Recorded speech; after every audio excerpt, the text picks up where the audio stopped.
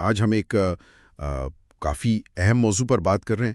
سعودی عرب اور پاکستان کے درمیان ایک نیا دفاعی معاہدہ ہوا ہے۔ ہمارے پاس CNN کا ایک تفصیلی تجزیاتی مضمون ہے اس حوالے سے، تو ہم اسی کی روشنی میں دیکھیں گے کہ یہ معاہدہ آخر ہے کیا، اس کا اعلان اسی وقت کیوں ہوا، اور کیا یہ مشرق وسطیٰ میں خاص طور پر امریکہ پر انحصار کے حوالے سے کسی بڑی تبدیلی کا اشارہ دے رہا ہے۔ جی بالکل، یہ معاہدہ پچھلے بدھ کو ہی طے پایا ہے اور اسے ایک جامع دفاعی معاہدہ کہا جا رہا ہے۔ رائٹرز نے ایک سعودی عہدیدار کے حوالے سے بتایا بھی کہ اس میں تمام فوجی شعبے شامل ہیں، مطلب یہ کوئی چھوٹا موٹا ایگریمنٹ نہیں ہے۔ اچھا، جامع کہہ رہے ہیں، اس سے کیا مراد ہے؟ کیا کچھ تفصیلات بھی آئی ہیں سامنے؟ جی کچھ تفصیلات آئی ہیں۔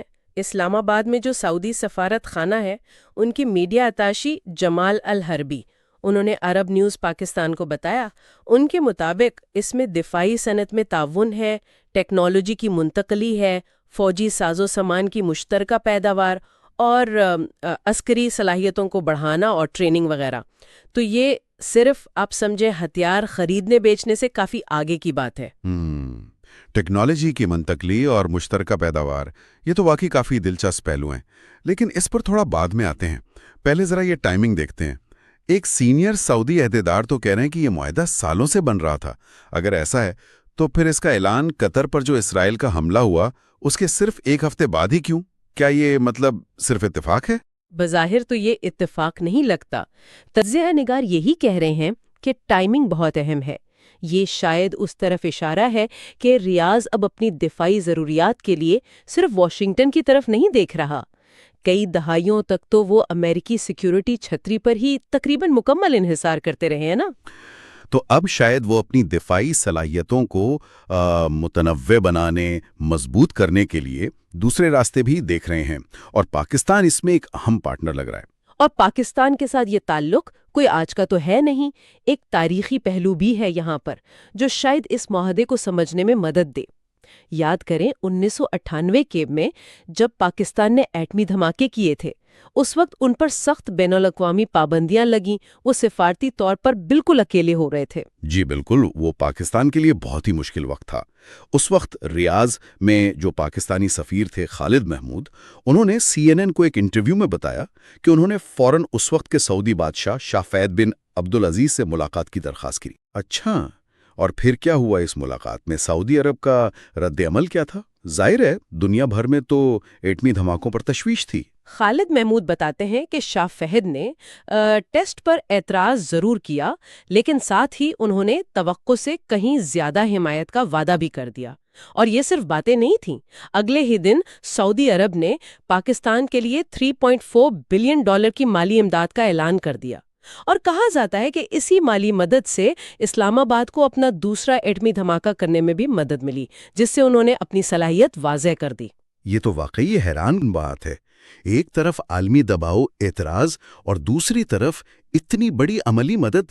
اس واقعے نے تو یقیناً دونوں ملکوں کے تعلقات پر بہت گہرا اثر ڈالا ہوگا۔ بالکل، بہت سے مبصرین تو یہ سمجھتے ہیں کہ اسی واقعے نے پاکستان کو سعودی عرب کے لیے ایک طرح کی ڈی فیکٹو نیوکلیئر شیلڈ بنا دیا، یعنی ایک غیر اعلانیہ جوہری ڈھال۔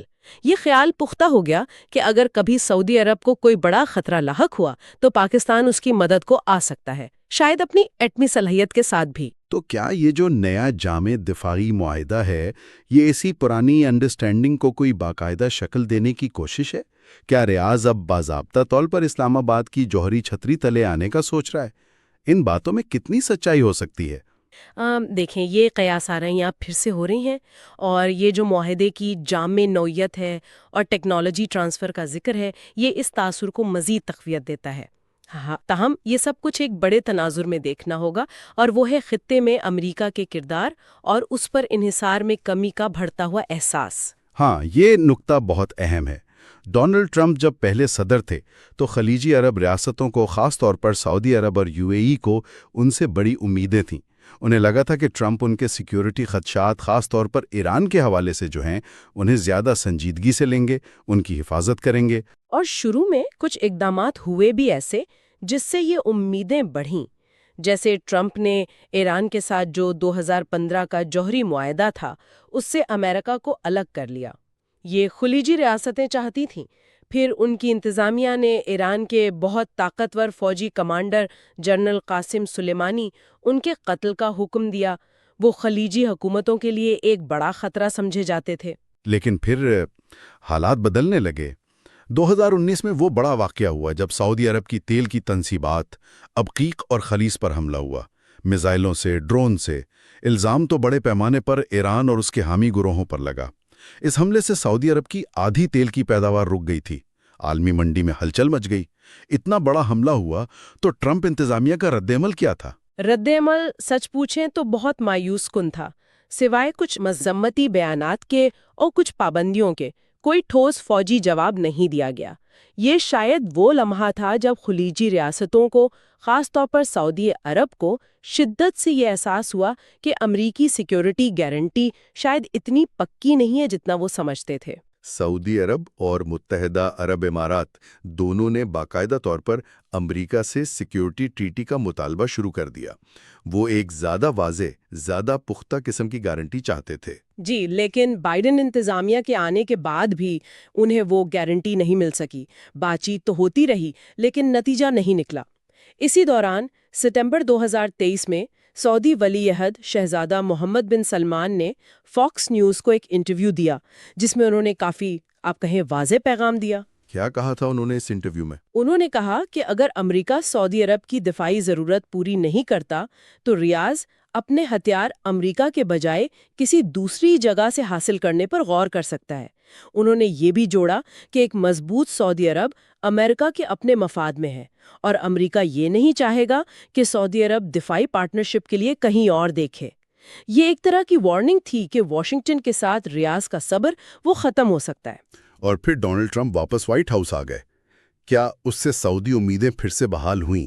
امیدیں تو ضرور لگائی گئیں۔ ٹرمپ کے دوسرے دور حکومت کا جو پہلا بین الاقوامی دورہ تھا وہ ریاض سے ہی شروع ہوا، جہاں ان کا بہت شاہانہ استقبال کیا گیا۔ تو بظاہر تعلقات میں گرمجوشی تو نظر آئی، لیکن وہ جو باضابطہ دفاعی معاہدہ تھا نا، جس کی سعودی عرب کو تلاش تھی، وہ اب بھی نہیں ہو پایا۔ اسی دورے میں ٹرمپ نے ایک اور دلچسپ بات کہی تھی۔ انہوں نے قطر کی حفاظت کا عوامی طور پر وعدہ کیا تھا۔ یہ اس پس منظر میں تھا کہ خلیجی ریاستوں نے امریکی معیشت میں خربوں ڈالر کی سرمایہ کاری کا وعدہ کیا تھا، لیکن اس وعدے کے کچھ مہینوں بعد ہی کیا ہوا؟ ہاں، اس وعدے کے چند مہینوں کے اندر ہی دو ایسے بڑے واقعات ہوئے جنہوں نے امریکی تحفظ کی یقین دہانیوں پر مزید سوال کھڑے کر دیے۔ پہلا تو یہ کہ امریکہ نے جب ایرانی جوہری تنصیبات پر حملہ کیا تو اس کے جواب میں ایران نے پہلی بار براہ راست ایک خلیجی ریاست یعنی قطر میں موجود امریکی فوجی اڈے العدید کو نشانہ بنایا، اور دوسرا یہ کہ اسرائیل نے قطر میں حماس کے رہنماؤں کو ٹارگٹ کرتے ہوئے حملہ کیا اور وہاں امریکی موجودگی اس حملے کو روک نہیں سکی۔ العدید ایئر بیس، یہ تو مشرقی وسطی میں امریکہ کا سب سے بڑا فوجی اڈا ہے۔ اسے تو ہمیشہ ایک طرح کی سیکیورٹی شیلڈ سمجھا جاتا رہا ہے، قطر کے لیے بھی اور شاید پورے خطے کے لیے بھی۔ بالکل، قطر ایک چھوٹا لیکن بہت امیر ملک ہے، تو یہ اڈا اس کے لیے ایک بڑی طاقت کی موجودگی کا احساس تھا جو اسے اپنے بڑے ہمسایوں سے محفوظ رکھتا تھا۔ لیکن اس سال جو واقعات ہوئے ہیں انہوں نے اس شیلڈ کی حدود کو بہت واضح کر دیا ہے۔ وہ کیسے؟ پہلے تو جون میں جب ایران نے جوابی کارروائی میں اسے نشانہ بنایا تو یہ اڈا تحفظ دینے کے بجائے خود ایک ذمہ داری، ایک لائبلٹی بن گیا۔ مطلب اس کی موجودگی ہی حملے کا سبب بنی۔ اور پھر اسی مہینے جب اسرائیل نے قطر کے اندر حملہ کیا تو یہ اڈا اور وہاں موجود امریکی فوجی طاقت وہ اس حملے کو روکنے میں بالکل غیر مؤثر ثابت ہوئی۔ تو اس کا مطلب یہ ہوا کہ خلیج میں امریکی فوجی موجودگی چاہے وہ کتنی ہی بڑی کیوں نہ ہو، اب وہ ویسی آہانی حفاظتی ضمانت نہیں رہی جو کبھی سمجھی جاتی تھی۔ CNN کا تجزیہ تو اسی طرف اشارہ کر رہا ہے کہ ان واقعات نے نہ صرف العدید بیس کی ساخت کو نقصان پہنچایا ہے بلکہ واشنگٹن کی طرف سے جو وسیع تر سیکیورٹی چھتری فراہم کی جاتی ہے اس پر بھی سنگین سوالات اٹھ گئے ہیں۔ خلیجی ریاستیں اب یہ سوچنے پر مجبور ہیں کہ کیا وہ واقعی کسی بڑے بحران میں امریکہ پر بھروسہ کر سکتی ہیں۔ تو ان سب باتوں کو اگر ہم جوڑ کر دیکھیں تاریخی سعودی پاکستان تعلقات، وہ 1998 والی مدد، ڈی فیکٹو نیوکلیئر شیلڈ والا تصور، پھر امریکہ پر انحصار میں کمی کا احساس، 2019 کا حملہ، سیکیورٹی گارنٹی نہ ملنا، اور اب یہ العدید بیس والے واقعات، یہ سب مل کر کیا تصویر بنا رہے ہیں؟ پاکستان کے ساتھ یہ نیا معاہدہ اس تصویر میں کہاں فٹ ہوتا ہے؟ یہ سب مل کر ایک بہت واضح تصویر بنا رہے ہیں، اور وہ یہ کہ سعودی عرب اپنی سیکیورٹی پالیسی میں ایک بڑی تبدیلی لا رہا ہے، یا کم از کم لانے کی کوشش کر رہا ہے۔ حالیہ واقعات، خاص طور پر قطر میں امریکی تحفظ کی جو ناکامی نظر آئی، اس نے شاید اس عمل کو اور تیز کر دیا ہے۔ ریاض اب اپنی سیکیورٹی کے لیے متبادل اضافی راستے تلاش کرنے پر مجبور ہوا ہے، اور پاکستان کے ساتھ یہ نیا جامع دفاعی معاہدہ، جس کی جڑیں گہرے تاریخی تعلقات میں ہیں اور جس میں ممکنہ طور پر پاکستان کی جوہری صلاحیت کا عنصر بھی شامل ہو سکتا ہے، یہ اسی سمت میں ایک بہت اہم قدم لگتا ہے۔ یعنی یہ صرف دو ملکوں کا آپسی معاملہ نہیں ہے، بلکہ یہ خطے میں طاقت کے توازن، پرانے اتحادوں میں ایک ممکنہ تبدیلی کی طرف اشارہ کر رہا ہے۔ بالکل، یہ ایک اشارہ ہے کہ خلیجی ریاستیں، خاص طور پر سعودی عرب، اب اپنی خارجہ اور دفاعی پالیسی میں زیادہ خود مختاری چاہتی ہیں۔ وہ شاید جسے کہتے ہیں نا، تمام انڈے ایک ہی ٹوکری میں رکھنے کے بجائے اپنی سیکیورٹی شراکت داری کو متنوع بنا رہی ہیں۔ اور اس معاہدے کے وہ پہلو جو آپ نے شروع میں بتائے تھے، ٹیکنالوجی کی منتقلی، فوجی ساز و سامان کی مشترکہ پیداوار، ان کا کیا مطلب ہو سکتا ہے؟ یہ صرف رسمی باتیں ہیں یا ان کے کچھ ٹھوس اثرات بھی ہوں گے؟ یہ بہت اہم سوال ہے۔ دیکھیں، ایک طرف پاکستان ہے جو ایک تسلیم شدہ ایٹمی طاقت ہے، اس کے پاس ایک بڑی تجربہ کار فوج ہے اور دفاعی صنعت بھی ہے۔ دوسری طرف سعودی عرب ہے جو دنیا کے امیر ترین ممالک میں سے ہے، اور وہ جدید ترین ٹیکنالوجی حاصل کرنا چاہتا ہے، اپنی دفاعی پیداواری صلاحیت بڑھانا چاہتا ہے۔ تو کیا ہم مستقبل میں یہ دیکھ سکتے ہیں کہ پاکستان سعودی عرب کو کوئی جدید فوجی ٹیکنالوجی دے رہا ہے، یا دونوں مل کر جیسے ڈرونز بنا رہے ہیں یا میزائل یا کچھ اور؟ ٹیکنالوجی کی منتقلی کا مطلب یہی ہو سکتا ہے کہ پاکستان اپنی کچھ ڈیفنس ٹیکنالوجی جو شاید اس نے خود بنائی ہوں یا چین جیسے پارٹنر سے لی ہوں، وہ سعودی عرب کو دے۔ مشترکہ پیداوار کا مطلب یہ ہو سکتا ہے کہ دونوں ملک مل کر دفاعی سامان بنائیں گے۔ اس سے سعودی عرب کا درآمدات پر انحصار کم ہوگا اور پاکستان کو بھی معاشی اور اسٹریٹجک فائدے ہوں گے۔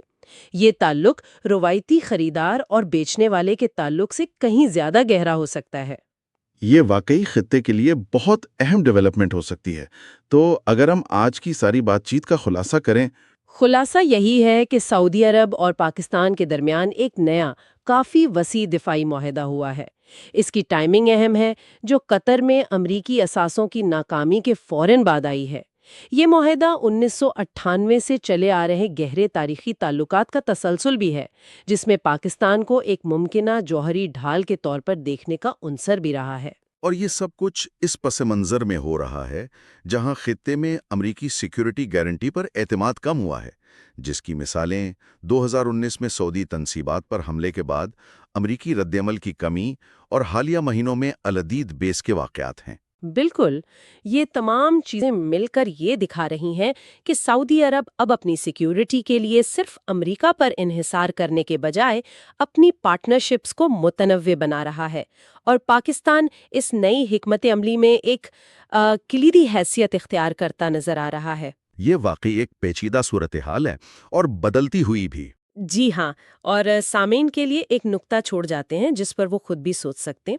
یہ جو معاہدے میں ٹیکنالوجی کی منتقلی اور فوجی ساز و سامان کی مشترکہ پیداوار کی بات ہوئی ہے، اس کی اصل نوعیت کیا ہوگی؟ جب ایک فریق یعنی پاکستان ایک تسلیم شدہ جوہری طاقت ہے اور دوسرا سعودی عرب زیادہ سیکیورٹی خود مختاری چاہتا ہے اور بہت امیر بھی ہے، تو اس قسم کے تعاون کی عملی شکل کیا ہو سکتی ہے؟ کیا یہ صرف روایتی ہتھیاروں تک ہی رہے گا، یا اس میں کچھ زیادہ حساس ٹیکنالوجیز بھی شامل ہو سکتی ہیں؟ اس تعاون کی تفصیلات اور اس کے جو طویل مدتی اثرات ہوں گے، وہ خطے کے مستقبل کے لیے انتہائی اہم ہوں گے۔